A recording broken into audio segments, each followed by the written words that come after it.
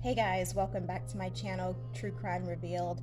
Today's story is going to take place in Bay Village, Ohio in the year of 1989. It involves the homicide murder of 10-year-old Amy Mihaljevic. Now, this is an unsolved case that has been unsolved for several decades. However, investigators are confident that they're very close to the case actually being solved. So today we're going to discuss just kind of the events that led up to the actual day of the murder, some of the findings as well after the murder also. If you like this video, guys, please like, comment, and subscribe, and let's get started. All right, so let's go ahead and get started with the case. This does involve 10-year-old missing minor and homicide victim Amy Mihaljevic. And Amy basically was abducted and murdered in the late 80s at the height of stranger danger. This is after the days of milk carton kids, stranger danger. Gone are the days of the 50s and the 60s where kids just didn't end up missing and murdered. This had happened a lot starting in the 70s and then heading into the 80s as well. So by the time Amy Mihaljevic's story had already come to pass, we had a lot of other missing kids that were also abducted and murdered. So this was a widely publicized case. However, it is one that has yet to be solved. Now, this case actually gives me the feels of The Lovely Bones. If you've never seen the film, I highly recommend it if you're into true crime and different things like that. While this story is fictional, it is basically based off of non-fictional events that the author experienced and stories of actual murder victims as well that the author knew about that she actually kind of included in the story to create the fictional character of Susie Salmon. And there are a lot of similarities to me between this fictional character and Amy Mihaljevic. Just basically this lurking stranger. We go back to stranger danger that can pretend to appear to be nice and wants to help you and basically takes your innocence and your naivety and your pureness that these girls have in common and uses it against them to ultimately hurt them. So to me, the case of Amy Mihaljevic is very similar to The Lovely Bones in what happened. It's almost identical as to how the suspect basically lures her into his basically trap, if you will. And it's just kind of always watching, scoping, and seeing how they can basically take their attack and basically use the innocence and naivety of the victim against them for their own dark reasons. So I know this isn't a movie review. We're going to get into the case of Amy Mihaljevic, but I just wanted to let you know that it's very similar to me in the fictional account of The Lovely Bones as to how the suspect basically just kind of watches, waits, and takes that final opportunity to trick and trap the victim essentially. And sadly, in the case that we're going to be talking today, this was not fictional. This was actually what happened to this poor 10-year-old girl. Amy Mihaljevic was born on December 11th, 1978 in Little Rock, Arkansas. She is the daughter of Margaret and Mark. And she has an older brother, Jason. And they were a pretty close knit family who had moved to Bay Village, Ohio. Amy was described by friends and family as being very adventurous and brave. She would oftentimes be a daredevil and she would do things that sometimes a lot of older kids would do that maybe younger kids would do. And she loved animals and people in general. So she was very pure hearted. She was very kind, very innocent, but was also very smart. So she was actually in the gifted program at her elementary school and enjoyed spending time with her friends, riding her bike, and just being a 10-year-old kid. Now, Amy and her brother Jason were just 2 grades apart. Again, fifth grade for Amy, seventh grade for Jason. And they kind of were what a lot of people back in the day would call as latchkey kids.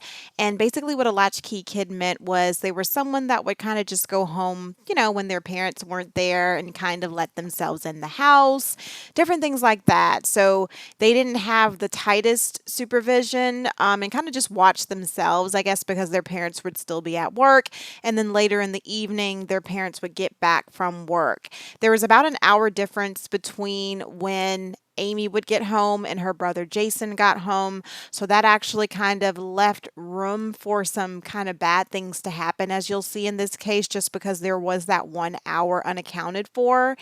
And because Amy gets lured away from her home after school in that time frame, it kind of made it pretty simple for the suspect to actually take advantage and abduct her, which we'll discuss later. But just keep in mind that she and her brother were latchkey kids, and mom and dad weren't exactly home when she got home from school. And again, this is the late 80s. It isn't totally uncommon for this to happen.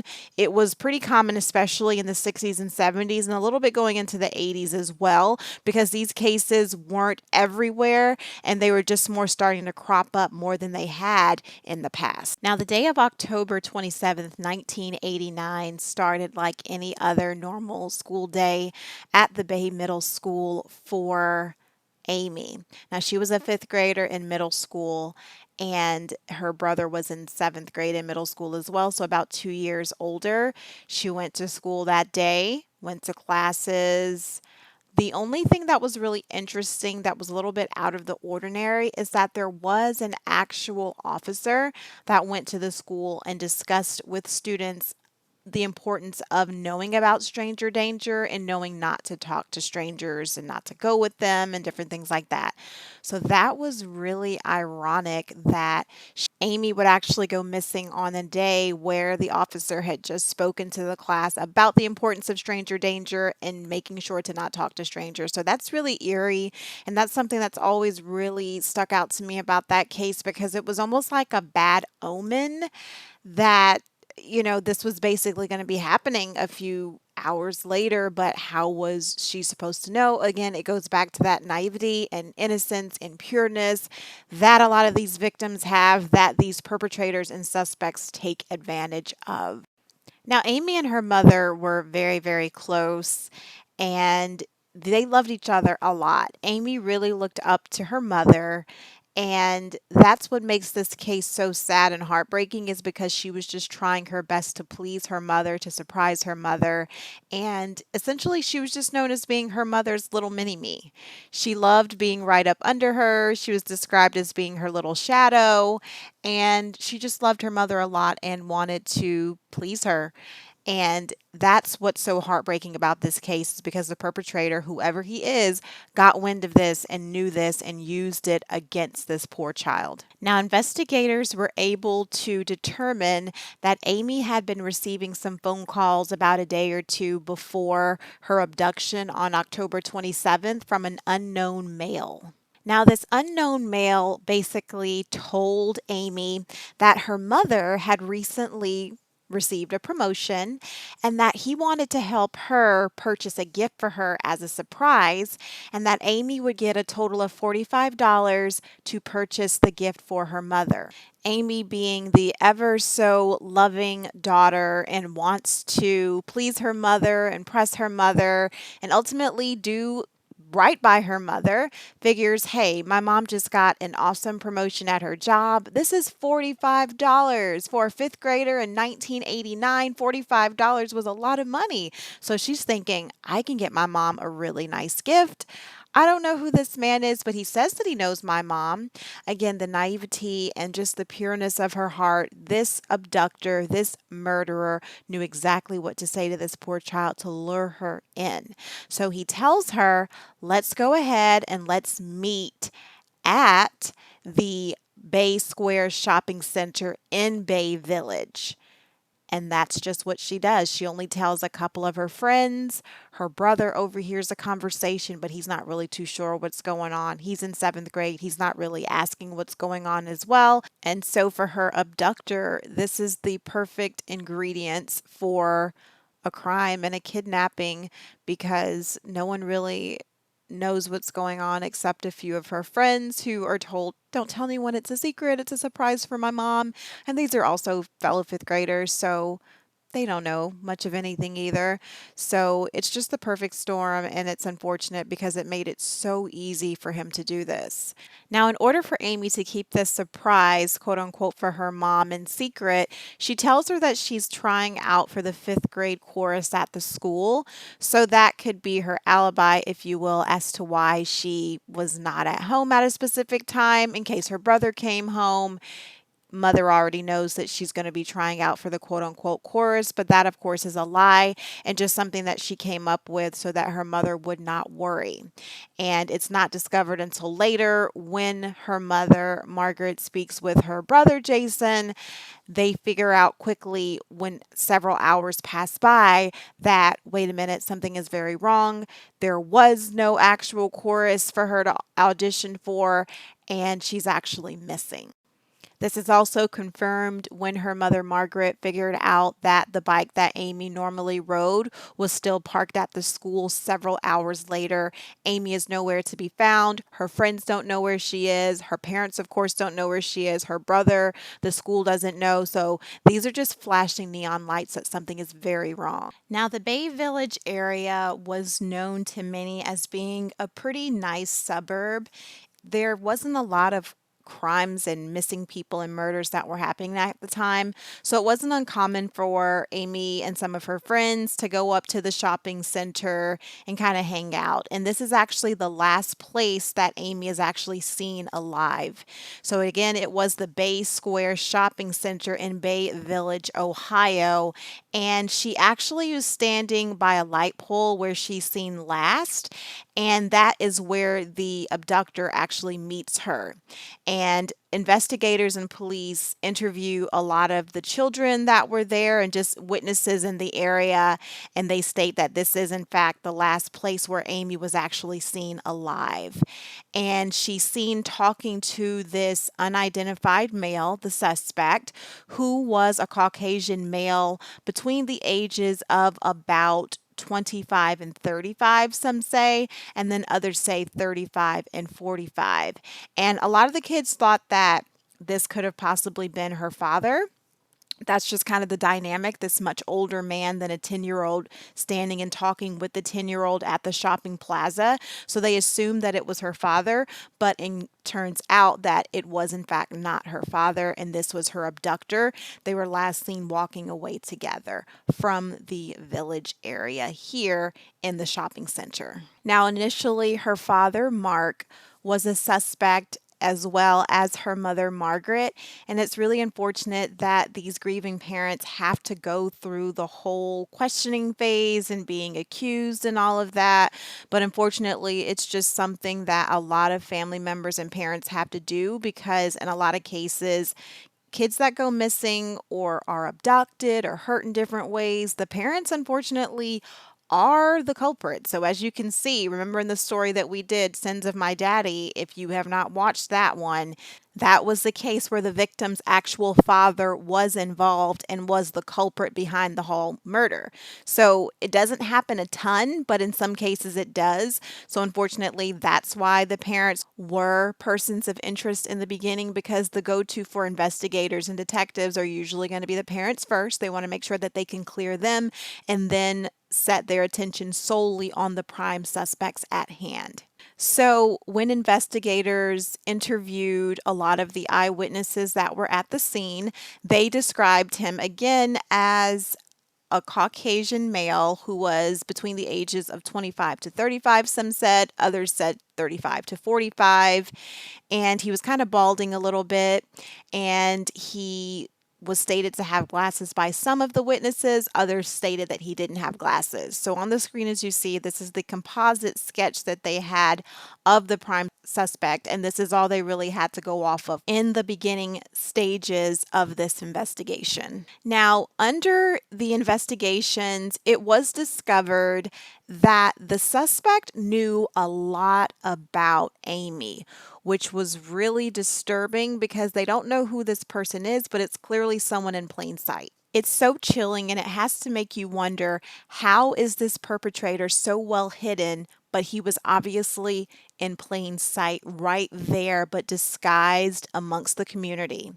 Now, it's stated that this unknown man knew almost everything about her life. He knew her phone number, he knew her address, he knew the area where she lived, he knew where her mother worked, and he even knew the fact that the mother had recently gotten a promotion. So he knew a lot of intricate details. And that's what's so chilling about the whole case is because he knew so much about her, but at the same time, he knew enough to stay well hidden in plain sight. And so again, he lures poor Amy into the pretense of purchasing the mother a gift for her promotion and even suggested that he would actually get Amy a gift as well. So again, this is the classic stranger danger using gifts, candy, toys, different things like that to lure the innocent victim to whatever depths of the darkness that they're trying to do. Now, eyewitnesses at the scene stated that he was actually wearing a beige windbreaker with plaid lining, and he had khakis that were pressed and a button up shirt. His hair was pretty thick and bushy, pretty much in his forehead, right about his eyes, and the average age range of all of the eyewitnesses was about mid to late 30s. So basically, this is what they had to go off of as how he looked. One of Amy's friends who saw the man led her away actually had been shown hundreds of pictures of possible suspects, and only a few times she said that the man in the photo could be the one that she saw. So there was a lot of different things going on with the different eyewitnesses with conflicting information where they were trying to make sure that is this in fact the person that you saw, because again, some people said he had glasses, some people didn't. So there was a lot of conflicting information that investigators had to try to sort through in hopes of figuring out potentially who this murderer was.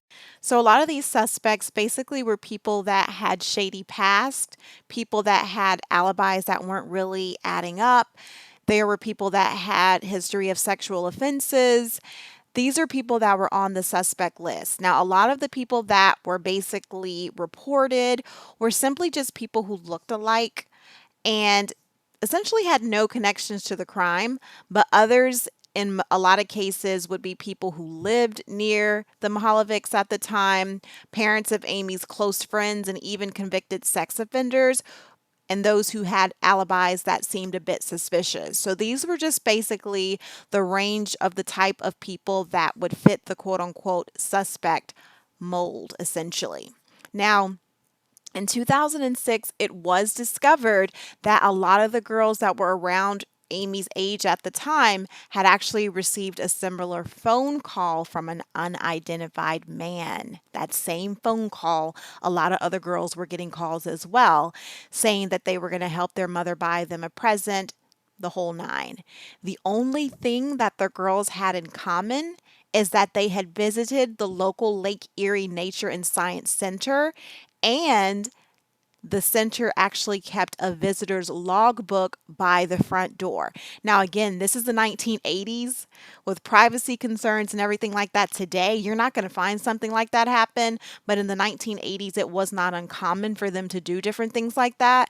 So, investigators stated if this individual frequented the nature center and saw the visitor logbook, he could have basically maybe taken the paper with all the phone numbers, called a lot of these girls, and basically just waited to see which one, unfortunately, would believe him and meet up with him so that he could act out on his devious deeds. So after Amy is abducted on October 27th, 1989. Her parents remain hopeful that she'll come home. They plead with whoever the abductor is to let her go. The FBI also is starting their investigation. The news stations are also putting the story out. There's a $25,000 reward that's set up. So they're definitely trying to get the word out there. Her friends also were stated in her class to basically plant a tree as a gift for her. So there was a lot of things going on. People were remaining hopeful that she was going to actually be found. Unfortunately, about 4 months after she is abducted, there is a woman that is jogging and she's off of County Road 1180 in the Ruggles Township, and she actually sees this green kind of fabric, which from afar she thinks is rags, and she goes up closer and she discovers that it is the body of a little girl. And she freaks out. She frantically goes to a nearby farm. She calls the police. They come in, they find the body, and it is discovered that it is unfortunately 10-year-old Amy. So there was actually evidence found at the crime scene by investigators that suggested that Amy's body was probably dumped there shortly after she was abducted. And the coroner also saw that her last meal looked like it was some type of a Chinese food, and that there was soy sauce in her stomach, and that there were actually the presence of some goldish colored fibers on her body. Now, the killer actually was also believed to have sexually assaulted or raped her because there was blood in her underwear when the investigators found her body. And so they did take a DNA sample, which they were planning on using in the future to discover who, in fact, the actual DNA did belong to. Now, when Amy's body was found on February 8th of 1990, there seemed to be some items that were missing that the killer possibly took as souvenirs. This included some earrings that were in the shape of horse heads. There were also some boots that were missing as well. And she also had a denim backpack and a binder that said Buick Best in Class. So it was a leather binder that snapped, and on the clasp of it, it said Best in Class. So these are several items that were missing that her mother knew at the time of the murder she had. So it is suspected that the actual murderer did keep these items as trophies and souvenirs.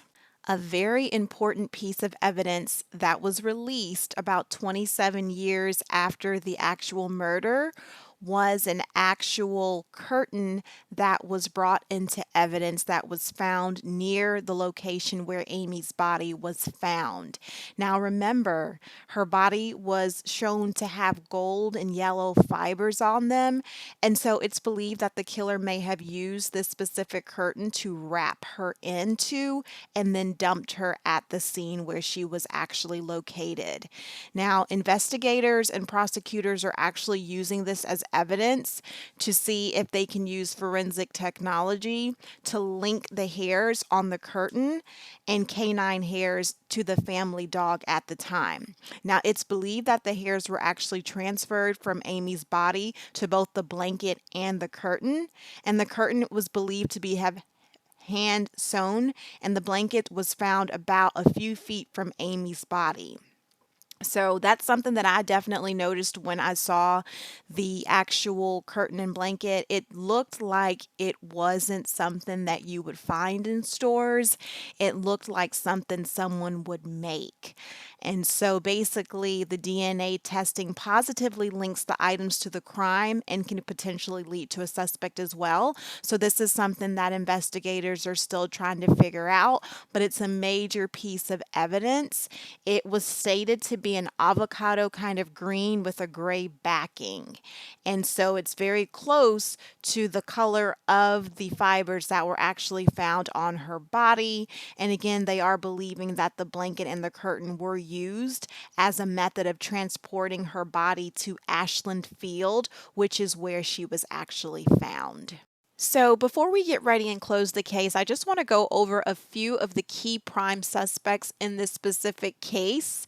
The first on my screen was one of the ones that was a huge one in investigations. His name was Dean Runkle, and he's pretty close to a lot of the descriptions that they give, a lot of the witnesses and stories that they would tell about him. So he was really a prime suspect and a really a big person of interest with the police as well. Now, it stated that Dean was actually a former teacher in Ohio. Of course, he's always maintained his evidence. However, when police were collecting DNA samples, he wasn't really cooperative and he went ahead and sought legal counsel. So that was always kind of like a neon red flag when people don't want to give their DNA. It a lot of times kind of points to that.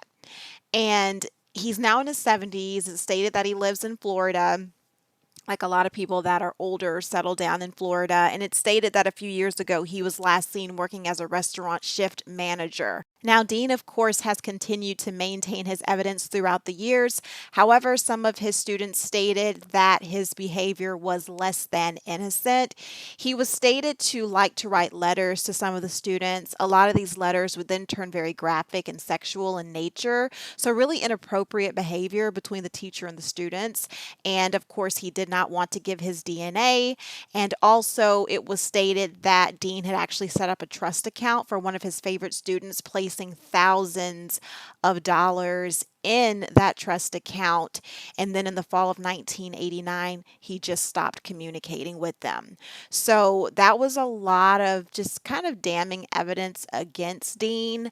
And he's also just always been just kind of really implicated as a person of interest in this case, but someone that's not been totally cleared as of yet. Another suspect that was accused of just kind of really wanting attention is Richard Holbert. He's someone that stated in 2002 that he actually admitted that he was the one that had abducted and murdered her. However, it was found later after investigations that it was actually false and that he had actually been institutionalized the day that she was abducted. So, not really sure as to why he would want to do that, except for maybe fame and just basically to send the police on a wild goose case. They've also received a lot of confessions from mentally ill individuals as well, but those have turned out to be cleared as well. And the final suspect that I'm going to discuss today is Joseph Newton Chandler III. Now, in 2018, officials had announced that there were following a potential link between Joseph and the murder of Amy. Joseph's real name was Robert Ivan Nichols, had committed suicide in Eastlake, Ohio. However, in 2002, investigators were unable to locate his family at the time, and they had discovered that he had actually stolen the identity of an 8-year-old little boy who was killed in a car crash in 1945. So Joseph was actually taking several lengths to try to hide what his real name was for a long time. And seeing that he was in the suburban Ohio area where this murder happened in 1989, authorities think that he could possibly be behind her death. Now, a few years ago, after they were investigating all of the suspects that were in connection to the case, they actually felt that when they were going to be able to identify the killer, Joseph would most likely be on the list as a person of interest. They also stated that there could have been a theory that there was a possible pedophile ring in Michigan as well that was in association with this particular case. However, it is unsolved and it's just another theory that they have, but it's something that they really have not been able to rule out just yet. However, Joseph is a person of interest in this case, still ongoing. So, police have made it quite clear that Amy's case is open and ongoing, and it has never been a cold case. They're always testing DNA evidence, they're always reviewing evidence, and they're always interviewing eyewitnesses as well and taking tips on this case. So, it's not a cold case. As of last year in 2021, there is another man who's about 64 years old that was actually implicated and is now another suspect in this case. His girlfriend at the time stated that she believes he was involved in the kidnapping and murder, and she states that they were in the same area as to where she went missing at that time when she first disappeared. And the man actually called her that evening asking the girlfriend if she had seen media releases about the abduction. He was actually located in the same city, and his niece was in the same grade as Amy. So they're actually looking at him as a potential suspect as well, just to try to see if, in fact, he may have had something to do with this. Now, police actually conducted several interviews with this man where he gave a lot of suspicious statements that really didn't add up. including a possibility that he possibly had met Amy's mother, Margaret, before, which is really creepy because, of course, he had information that the woman was getting a promotion. He knew a lot about the little girl, about her family, etc. They actually were able to obtain his DNA, but he later also failed a polygraph test, and they've actually issued a warrant to search a storage facility, which led authorities to confiscating certain items of interest as well. So this particular individual is still under investigation. I don't see where there's been a lot of updates since 2021. So again, this is last year and this stuff takes time.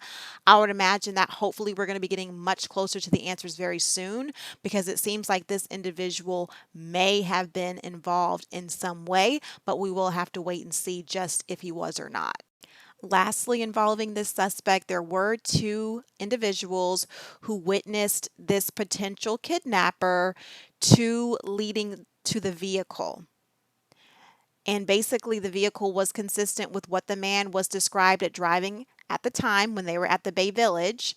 Also, in the vehicle, the carpeting was similar in coloration to the fibers found on Amy's body, and the vehicle was the same make and model that was observed near the body's dump site on February 8th of 1990, as well as the victim's body where it was recovered along the roadside.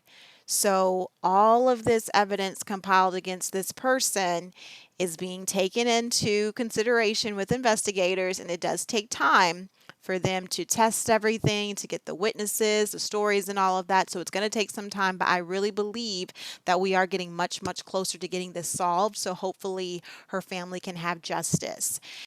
Now, Amy's mother actually passed away in the year 2001 from lupus, and she was just 54 years old. So she actually died not knowing what happened to her little girl. However, her brother, Jason, and her father, Mark, are still alive, and it will be great if they can get some answers seeing that they are still living. Unfortunately, though, Amy's mother, Margaret, did pass away in 2001. Before her death, though, she did found a project to protect children from such situations that happened to Amy. So she did try to do some good before she passed away, and making sure that she helps with this foundation so other girls and boys don't have to be abducted and murdered the way that her child was murdered. So that is the story, the unsolved tragic case of Amy Mihaljevic. I have always remembered this case. It has been on America's Most Wanted. You've probably seen it on Investigation Discovery. Lots of other YouTubers have done true crime videos on it as well. So it's a pretty popular one. But beyond even that, I hate cases that are unsolved. So that's why this case really sticks out to me. Even though it's gotten a lot of media attention, we still don't have any answers, okay? And so that's what makes this case so tragic and heartbreaking. And I'm really hoping that with the evidence and the new suspect that they have as of last year in 2021, that we're getting closer to figuring out who murdered Amy. Okay, but that is the video for today, guys. I hope you guys liked it. If you learned something new, great. If you got a different perspective on the case today, great as well. This is True Crime Revealed. If you like the video, please like, please comment, please share, and please subscribe. I'd love to have you guys back. And if you want to know about more videos that are coming up, press the subscribe button, hit the notification. I do post new stories weekly. Thanks so much for watching, and I'll see you guys in the next video. Bye now.